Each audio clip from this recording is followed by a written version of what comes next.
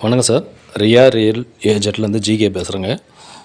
இப்போ நம்ம பார்க்குற இடம் வந்து சார் ஜிப்மரை தாண்டி கேஎஃப்சி இருக்குதுங்களா, அந்த கேஎஃப்சி சும்மா ஒரு 100 அடி தாண்டினோடனே ரைட்லுங்க. அதாவது நீங்கள் போகக்குள்ளே ஜிப்மர்லேருந்து ரைட்டில் போகணுங்க. ஒன்வேயில் போகணும். ஒன்வேயில் போனீங்கன்னா ஒன்வேனா அந்த பைபாஸில் போகணுங்க.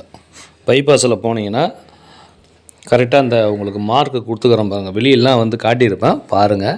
அதாவது கேஎஃப்சிக்கு கொஞ்சம் தாண்டினோடனே ரைட்டில் உள்ளே போவோங்க. உள்ளே போனால் இந்த இடம் ஃபென்சிங் போட்டுக்குங்க. இதில் 20க்கு 60 மட்டும் தாங்க கொடுக்குது. தேவை உள்ளவங்க ஃபோன் பண்ணுங்கள். இது ரேட்டு பார்த்திங்கன்னா 4500 ரூபாங்க. ரேட்டு 4500 ரூபா. அதாவது கரெக்டாக இந்த இடத்துல வந்து நான் வீடியோ எடுப்பேன். அந்த ரோடுக்கும் இதுக்கும் பார்த்திங்கன்னா நான் ஒரு 150 மீட்டரில் இருக்கும், அவ்வளோதாங்க. இது ஒரு ஹோட்டல், இது கெஸ்ட் ஹவுஸு. நடந்து தான் போகிறோம் பாருங்கள் ரோடு. அதாவது இது வந்து கெஸ்ட் ஹவுஸ் கட்டலாங்க. அப்படி இல்லைனாக்கா குடோன் பர்பஸ் பண்ணலாம், வீடும் கட்டலாம், ஒன்றும் தப்பு இல்லை. கீழே குடோன் மாதிரி விட்டு மேலே வீடு கட்டிக்கலாம். 4500 ரேட்டுங்க. கலைவாணர் நகரில் வந்து 3500 3800 இருக்குதுங்க.